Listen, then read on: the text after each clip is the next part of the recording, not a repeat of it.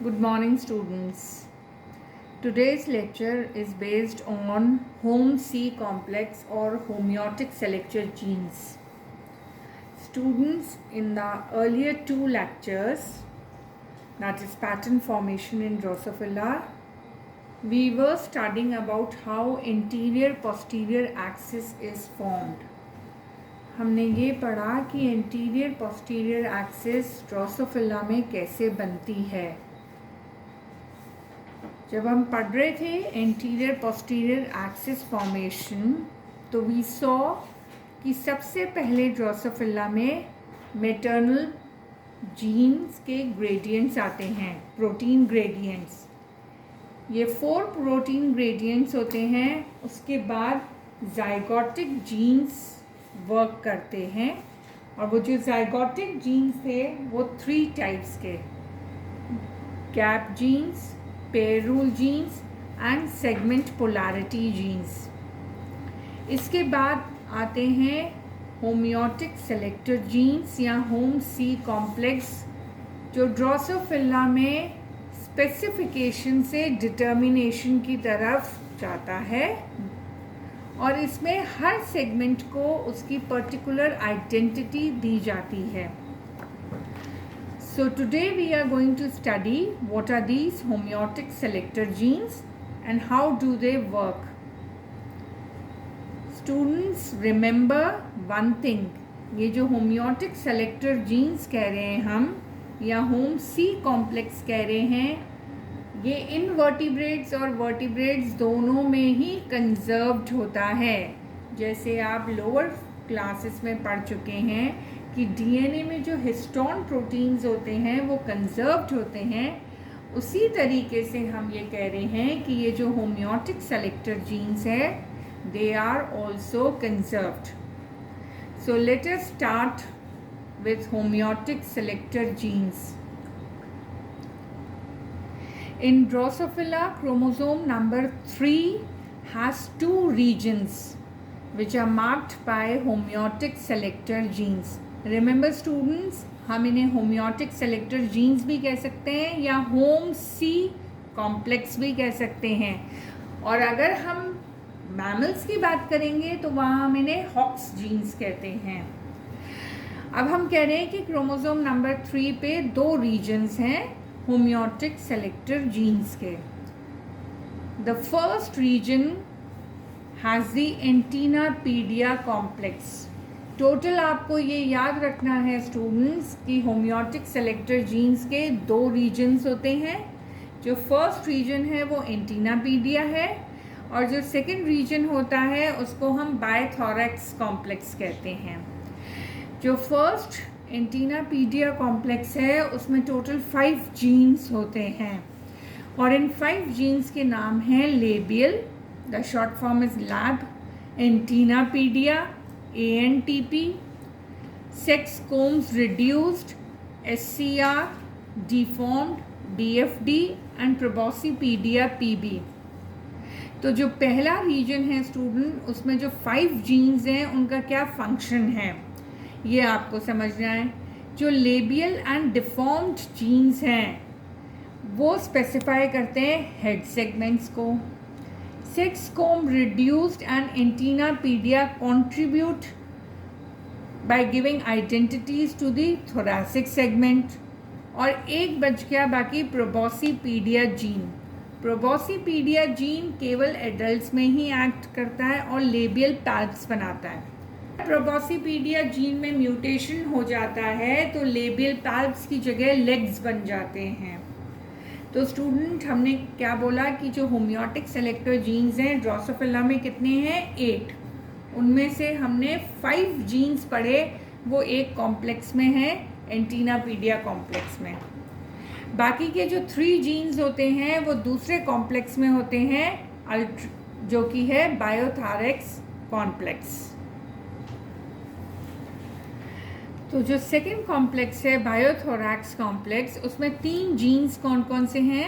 Ultra बायोथोरैक्स, यूबीएक्स gene जो है वो 3rd थोरैसिक सेगमेंट को उसकी आइडेंटिटी देता है.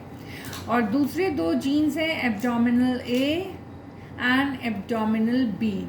Abdominal A and abdominal B form the abdominal segments. Now home C क्या होता है? क्रोमोसोम नंबर 3 का वो रीजन जिसके अंदर दोनों कॉम्प्लेक्सेस आ रहे हैं, एंटीनापीडिया और बायोथ्रॉक्स कॉम्प्लेक्स आ रहा है, उसको हम कहते हैं होम्योटिक कॉम्प्लेक्स या होम सी.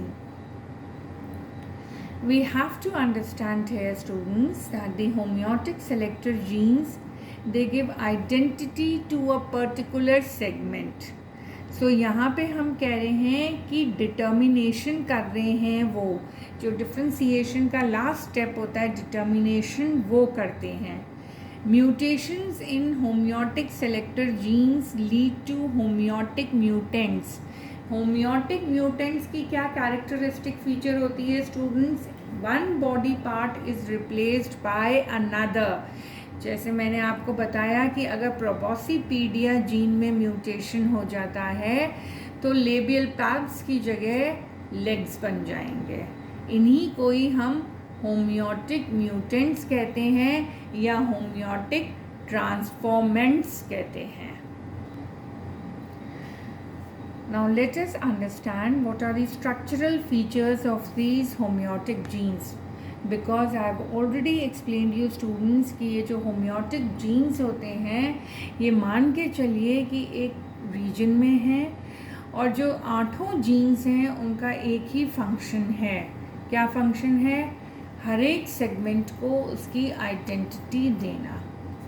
अब ये होम्योटिक जीन्स का क्या ऐसा कैरेक्टरिस्टिक फीचर होता है students? Let us understand this. इन सभी होम्योटिक जीन्स में होम्योडोमेन प्रोटीन्स होते हैं. तो स्टूडेंट्स जो होम्योडोमेन प्रोटीन्स होते हैं वो एंटीरियर पोस्टीरियर एक्सिस बनाने के लिए बहुत ज़रूरी होते हैं और ये इनवर्टिब्रेट्स एंड वर्टिब्रेट्स दोनों में ही होते हैं. अब ये होम्योडोमेन प्रोटीन क्या होता है? सारे होम्योटिक जीन्स में होम्योडोमेन प्रोटीन होता है. ये होम्योडोमेन प्रोटीन में 60 अमीनो एसिड्स होते हैं जिसको हम कहते हैं होम्योडोमेन. ये जो होम्योडोमेन होता है इसकी एक कैरेक्टरिस्टिक फीचर होती है कि ये पर्टिकुलर रीजन ऑफ डीएनए को बाइंड करता है. अब ये जो 60 अमीनो एसिड का होम्योडोमेन प्रोटीन होता है इसको कोड करने के लिए 180 base pair of DNA sequence होता है. जो डीएनए 180 बेस पेयर का जो डीएनए सीक्वेंस है जो 60 अमीनो एसिड का होम्योडोमेन बना रहा है उस डीएनए सीक्वेंस को हम होम्योबॉक्स कहते हैं. तो स्टूडेंट अगर क्वेश्चन होम्योबॉक्स पे आता है तो आप क्या लिखेंगे कि होम्योबॉक्स क्या होता है? एक 180 बेस पेयर का डीएनए सीक्वेंस होता है जो कि 60 अमीनो एसिड्स का होम्योडोमेन बनाता है और ये होम्योबॉक्स और होम्योडोमेन होम्योटिक जीन्स में होते हैं. होम्योटिक जीन्स वो होते हैं जो पर्टिकुलर सेगमेंट को उसकी आइडेंटिटी दें. तो होम्योडोमेन प्रोटीन जो होता है वो बहुत इम्पोर्टेंट होता है. अब अगर हम होम्योडोमेन प्रोटीन समझें तो क्या होता है स्टूडेंट? इसमें 3 अल्फा हेलिसेस होते हैं. जो पहले के 2 अल्फा हेलिक्स होते हैं प्रोटीन के वो डीएनए की मेजर ग्रूव में बाइंडिंग के लिए होते हैं. जो 3rd अल्फा हेलिक्स होता है इस होम्योडोमेन प्रोटीन का ये वो 3rd अल्फा हेलिक्स होता है जहाँ पे अमीनो एसिड कांटेक्ट में आते हैं डीएनए के बेसिस से. तो इसका मतलब ये जो 3rd अल्फा हेलिक्स है होम्योडोमेन प्रोटीन का ये इम्पोर्टेंट है. अब जिस डीएनए बेसिस के ये कांटेक्ट में आते हैं उसको हम कहते हैं होम्योबॉक्स. एक्चुअली में क्या होता है इस होम्योबॉक्स में एक 4 बेस का TAAT सीक्वेंस होता है जो कि कंजर्व्ड होता है और इसी TAAT सीक्वेंस पे ही होम्योडोमेन जो होता है उसका 3rd अल्फा हेलिक्स बाइंड करता है.